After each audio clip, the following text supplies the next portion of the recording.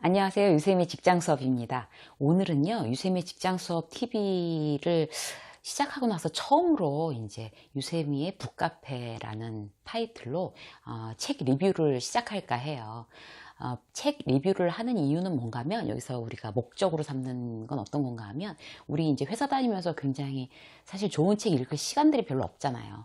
그래서 한 출근하면서, 아니면 퇴근하면서, 아니면 이제 밤에 이제 자기 전에 그냥 이렇게 불 꺼놓고 이렇게 들으면서 이렇게 좋은 책 한 권을 완전히 써머리 한 거를 잠깐 들음으로 해서 여러분들한테 어떤 조금 도움이 될까 해서 제가 유세미 북카페라는 코너를 오늘부터 만들었어요. 유세미 북카페의 책은 광고나 협찬 아니고요. 제가 워낙 이제 책 좋아하는 사람이니까 제가 읽은 책들 중에서 여러분들한테, 직장인들한테 특히 도움이 될 만한 그런 책들을 제가 그 중에서 골라내서 제가 막 밑줄 그으면서 읽은 책들이거든요. 그래서 그 책 중에 좋은 내용을 간추려서 여러분들한테 들려드릴 테니까요. 여러분들 이제 편안할 때 좋은 책 그 한 권을 한 30분 안쪽으로 읽는다고 이렇게 생각하시고 그냥 출퇴근길에 들으셔도 될 것 같아요. 그래서 오늘은 그 첫 번째 시간으로요. 고른 책이 다사카 히로시의 인간력이라는 책을 골랐습니다, 여러분. 제가 굉장히 아끼는 책이에요. 여기 막 붙어 있는 거 보이시죠? 제가 밑줄 그으면서 보는 책인데, 그 다사카 히로시라는 분은 일본의 어떤 직장인들의 멘토예요. 그래서 제 벤치마킹 대상이기도 해요. 그래서 이분의 인간력이라는 책을 읽는데, 이 중에서 우리가 읽고서 유익이 될 만한 내용을 타이틀로 딱 잡았는데 어떤 건가 하면 인간관계가 원활해지는 마음 습관 7가지 라고 정했습니다. 그래서 사실 우리가 그 회사 다니면서 또 회사 내 직장 내 인간관계, 그리고 또 살면서 뭐 가족이나 뭐 친구들이나 뭐 여러 가지 인간관계에 사실 힘들어하는 경우가 많잖아요. 그럴 때 우리는 어떤 마음 습관을 가지고 있어야 좀 더 원활한 인간관계를 유지해 나갈 수 있을까? 이제 이게 목적이 되는 거예요. 여기 프롤로그에 보면 어떤 얘기가 나오나 하면, 제가 제일 인상적이었던 게 살면 살수록 인간관계가 어려운 법이다, 이렇게 나와서 되게 위로를 받았어요. 저는 어떻게 생각을 했냐면, 나이를 먹으면 먹을수록 인간관계에 조금 더 이렇게 뭐라 그러죠?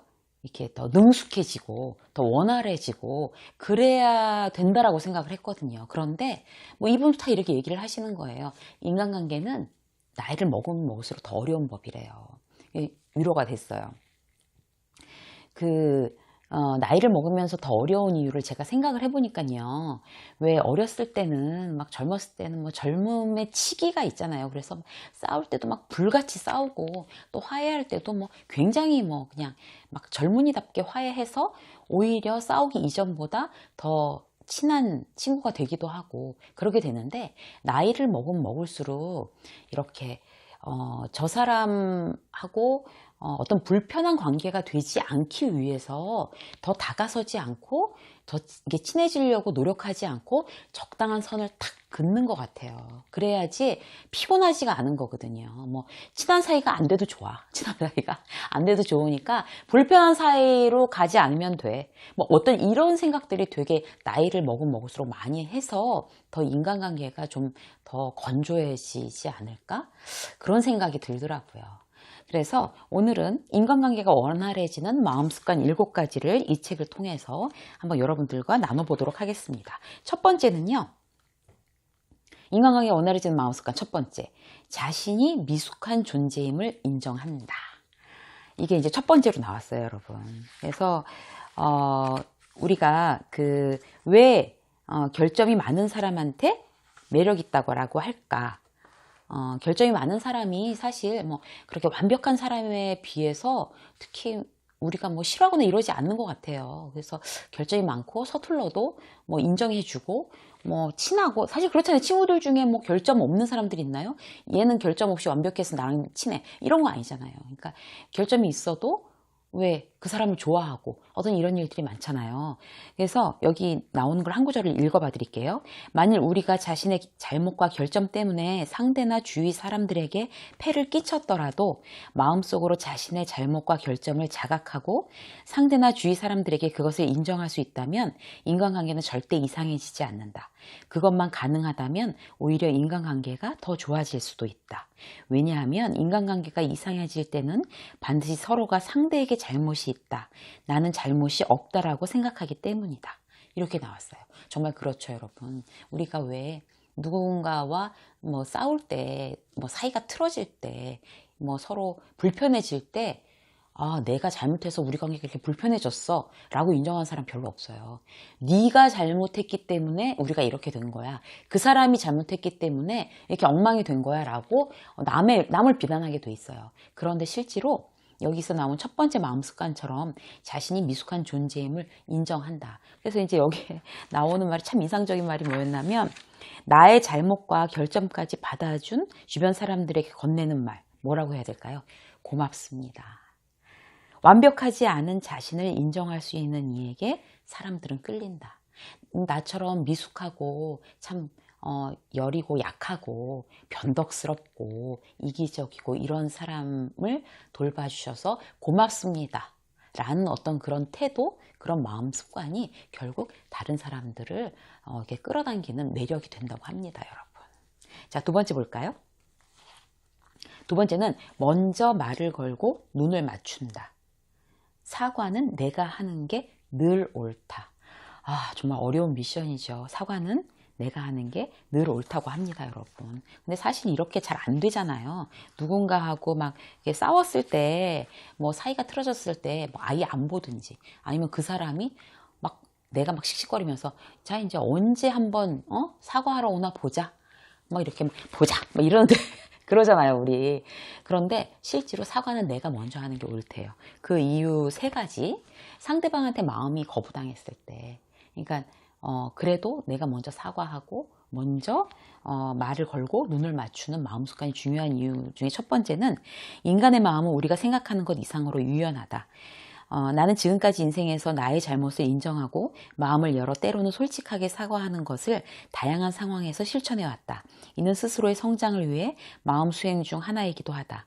이렇게 했을 때 마음을 열어주지 않았던 이에는 손에 꼽을 정도다. 이 경험을 통해 나는 인간의 마음이 우리가 생각하는 것 이상으로 유연함을 갖고 있다는 것을 배웠다. 더는 손 쓸 방법이 없다고 생각할 만큼 냉랭해진 인간관계가 마음을 담은 한마디에 봄눈 녹듯 녹아드는 상황도 여러 차례 경험했기 때문이다. 이렇게 인간의 마음은 우리가 생각하는 것 이상으로 유연하다고 합니다. 두 번째는요, 내가 마음을 열면 무엇보다도 나의 마음이 구원을 받는다. 이런 경험은 사실 여러 번 있는 것 같아요. 내가 미안하다고 얘기하고 사과하면 나는 발 뻗고 자고 마음 불편하지 않아요. 난 사과했으니까 진심으로. 그런데 사과하지 않고 꽁해갖고 있는 사람이 차라리 더 마음이 불편한 거죠. 그러니까 이럴 경우 만일 우리가 자신의 잘못을 인정하고 마음을 열어 솔직하게 사과할 수 있다면 그 자기 혐오와 타자 불안 감정이 옅어진다. 자신의 마음이 가벼질 수 있다면 이것만으로도 충분히 도움이 되지 않겠는가? 그러니까 나는 일단 사과했으니까 내 마음이 가벼워지는 것만으로도 그 먼저 사과하는 거에 보상은 충분하다는 거죠.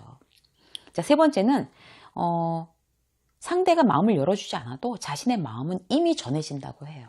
그러니까 그 사람이 사과를 받지 않다 하더라도 그 사람은 나의 사과를 들었잖아요. 들었기 때문에 그 마음, 내가 사과하려는 그 마음은 전해졌고, 그거에 대해서 이제 그 사람이 마음을 열든 안 열든 간에 그건 그 사람의 몫으로 공이 넘어간 거예요.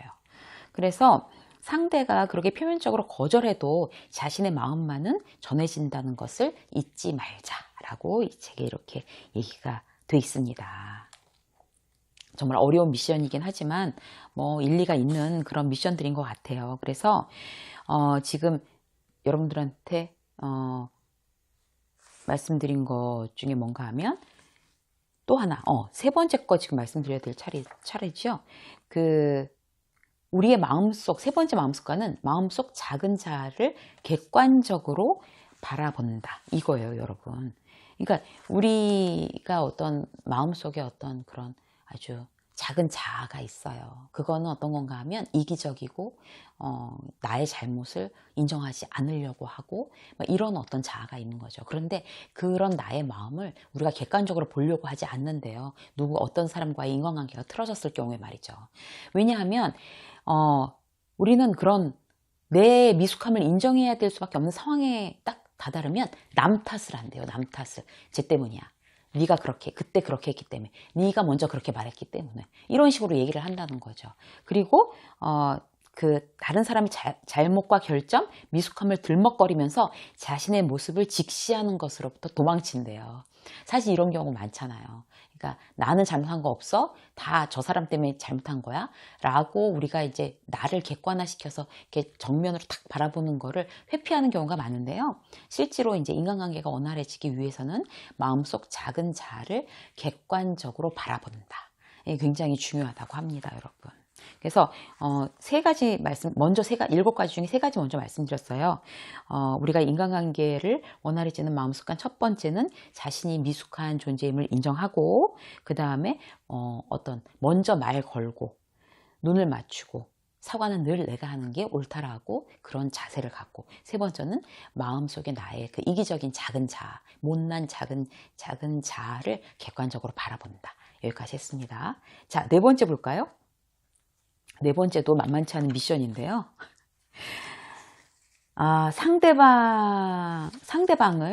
상대방의 결점을 개성으로 바라본다예요, 여러분.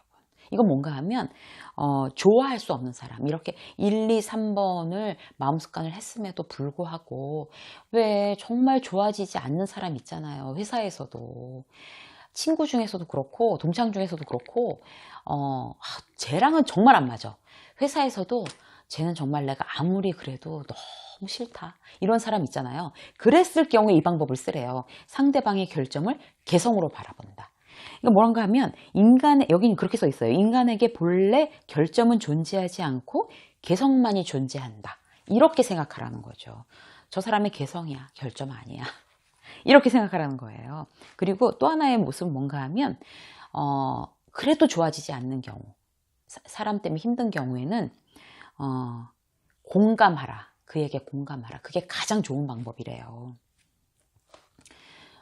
이렇게 사례를 하나 이제 여기서 들었는데, 우리도 이제 회사에서 늘 겪는 사례예요. 뭔가 하면 A 대리, B 대리가 있어요. 신입사원이 들어왔어요. 그래서 A 대리, B 대리가 이제 사수가 됐는데, C 신입사원, D 신입사원을 데리고 얘네들이 이렇게 짝 맞춰서 이제 뭘 가르치는 거예요. 근데 A 대리도 그렇고 B 대리도 그렇고 이제 과장이 보니까 너무 힘들어 보이는 거예요. 걔네들을 가르치는 게. 사실 뭐 신입사원 가르치는 게 쉬운 건 아니죠. 특히 요즘 신입사원들 같은 경우에는 굉장히 세대 차이가 이제 빨리빨리 이제 변한다고 해서 서로 이제 어떤 이해할 수 없는 그런 부분들이 점점 그 갭 차이가 점점 더 나는 것 같아요.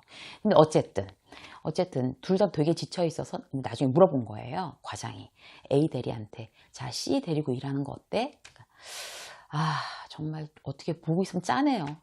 그러니까 너무 일을 이렇게 속도를 못 쫓아와요, 얘는. 그러니까 정말 누구도 고생할 것 같아서 마음이 참 안 됐습니다. 열심히 가르쳐야죠, 뭐. 이건 어떤 걸까요? 이거는 감정적으로 동정이에요, 여러분. 동정인 거고, 그 다음 B대리를 한번 볼까요? B대리한테 과장이 물었어요. 뭐라고 얘기했냐면, 일 배운 속도가 되게 느려요, D가. 그런데 제 신입사원 시절이 생각나는 거 있죠, 과장님. 제가 신입사원 때 그렇게 일 배우는 게 더뎠거든요. 더뎌갖고 그때도 막 누구 대리, 누구 주임이 저 가르치느라고 굉장히 고생했어요. 그때 생각이 나더라고요. 그래서 한번 열심히 가르쳐 보려고요. 이건 뭘까요? 이건 공감입니다, 여러분. 동정과 공감은 굉장히 달라요. 그래서 상대방을 공감하는 어떤 힘, 그게 그 인간관계, 그러니까 A 대리보다는 B 대리가 훨씬 더 신입 직원하고 인간관계가 원활해질 수 있고 굉장히 밀접해질 수 있고 그렇다는 거죠, 여러분. 그래서 그 사람을 공감해 주는 거, 이런 것도 인간관계에서 굉장히 중요한 역할을 차지한다 라고 합니다. 자, 5번째 볼까요? 5번째 마음 습관은요, 말의 두려움을 알고 말의 힘을 살린다. 말의 힘을 터득하면 관계가 보인다. 이렇게 돼 있어요, 여러분. 그러니까 실질적으로 말은 원래 신체적인 거라고 해요. 그래서 왜 운동선수들이 막 그러면 탁구 치고 막 이렇게 전에 가서 자기가 혼자 파이팅 파이팅 막 이런 거 우리 막 보잖아요. 그리고 막 소리 지르고 나가고 그런 게 자기한테 하는 그런 어떤 이 자기 효과거든요. 자기 이렇게 취업하는 효과. 그리고 자기 암시. 나 이길 수 있어. 나 성공할 수 있어. 나 이번에 꼭 된다. 막 이런 거 있잖아요. 자기 암시. 굉장히 파워풀하대요. 그리고 또 말이라는 건요. 우리 마음에 자기 혐오와 타자 불안이라는 심리 과정을 발생하게 하기 때문에 말을 굉장히 인간관계에서 조심해야 된다는 거죠. 뭐 이거는 뭐 아무리 강조해도 사실 뭐 부족하지 않죠. 네?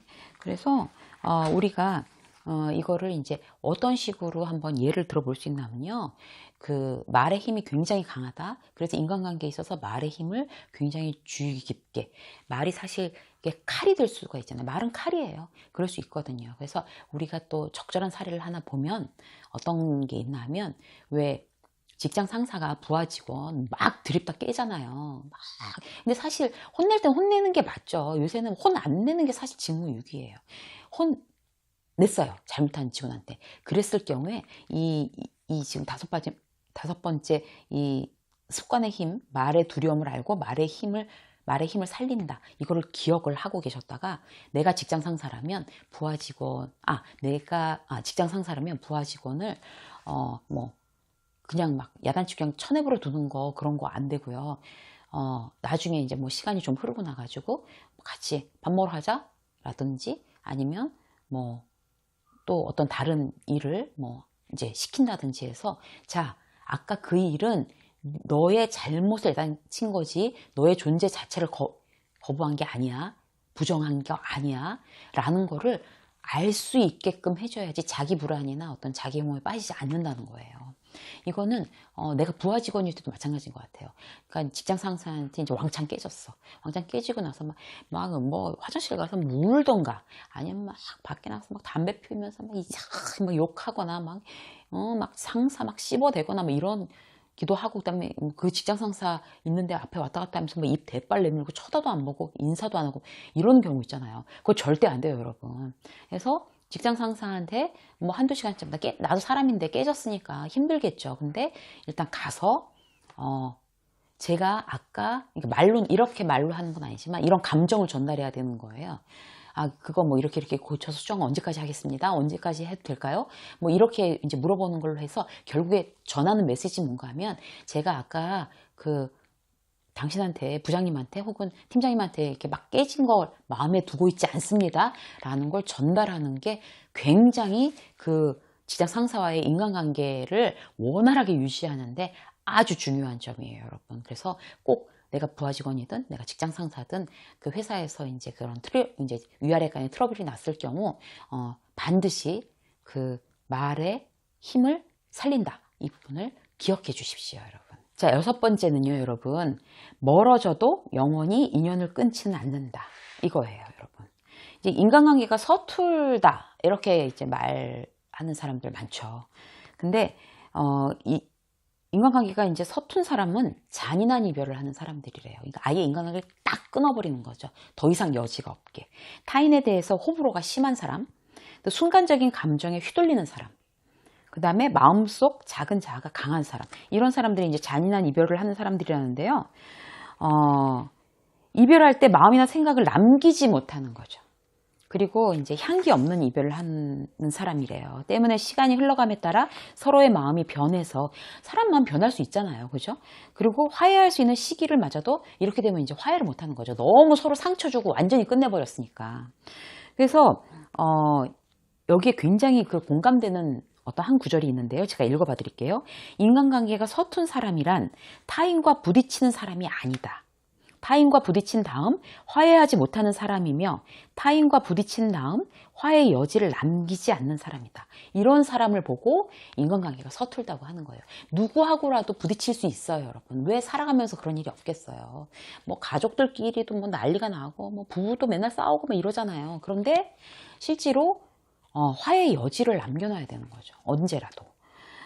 우리가 그렇게 이렇게 막 매몰차게 완전히 더 여지가 없이 딱 끊어버리는 사람, 완전히 돌아볼 여지도 없이 만드는 사람을 인덕이 없다라고 해요.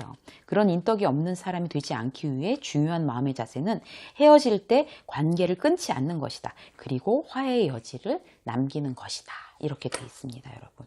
정말 공감되는 내용인 것 같아요. 네. 넌 다시는 안 보겠다. 이런 거 없어요, 여러분.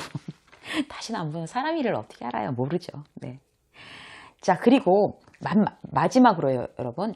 악연의 의미를 깊이 생각한다. 악연도 있죠. 돌아보면 불행한 만남에도 반드시 깊은 의미가 있었다. 라고 생각하시랍니다. 네. 인생에서 타인과, 굉장히 또 인상적인 구절이 있어요, 여러분. 인생에서 타인과의 만남은 모두 자신이라는 인간의 성장을 위해 주어진 것이다. 그래서 나쁜 사람도, 나쁜 인연도 나의 성장을 위해서 주어진 인연이래요. 우리 또 이런 할 말 많잖아요. 회사에서 와 정말 어떻게 내 살다 저런 인간을 만나서 막 이렇게 막 한숨 나오는 상황들이 직장생활을 하다 보면 꼭 나타나요. 그리고 그런 또 악연을 또 자주 만나는 사람들이 있어요. 회사에서 막 직장 상사 복 없다, 부하 직원 복 없다, 유난히 이제 그런 쪽으로 휘말리는 사람들이 있거든요. 회사에서 뭐 자기 좋은 사람마다 이렇게 뭐 뽑아서 해주는 거 아니니까 어쩔 수 없는 건데요. 그렇게 됐을 경우에라도 이제 너무 나쁜 상사 만났어. 너무 진짜 데리고 일하고 싶지 않은 부하 직원을 만났어. 이렇게 됐을 경우에 있잖아요. 응?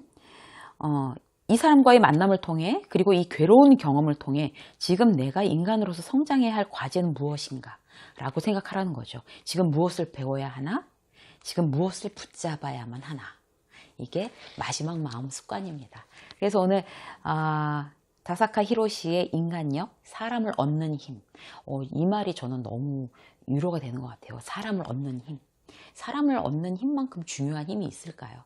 그래서 오늘 여러분들과 인간관계가 원활해지는 마음 습관 7가지에 대해서 말씀 나눴고요. 그냥 이렇게 눈 감고 이렇게 편안하게 들으신 분들 중에서 나중에 요거 이제 다시 들으셔가지고 이렇게 이렇게 자막 나오는 거 메모하셔서요, 여러분. 여러분들께서 기억하고 계시다가 여러분들의 보다 풍요로운 인간관계, 여러분들을 행복하게 하는 인간관계에 꼭 사용하셨으면 좋겠습니다. 그러면은 북 리뷰한 정말 네 보람이 있을 것 같아요. 여러분 유세미의 북카페 오늘 처음 한번 해봤고요. 앞으로 더 좋은 책으로 여러분들 중간중간 찾아뵙도록 하겠습니다. 오늘 함께 해주셔서 감사합니다. 여러분 오늘의 유세미의 직장 수업 첫 번째 북카페 유익하셨나요? 다른 추천 영상 함께 시청해 주시고요. 그리고 유익하셨다면 구독하셔서 한 식구가 되셨으면 좋겠어요. 구독 꼭 눌러주시고요. 구독자 여러분 환영합니다.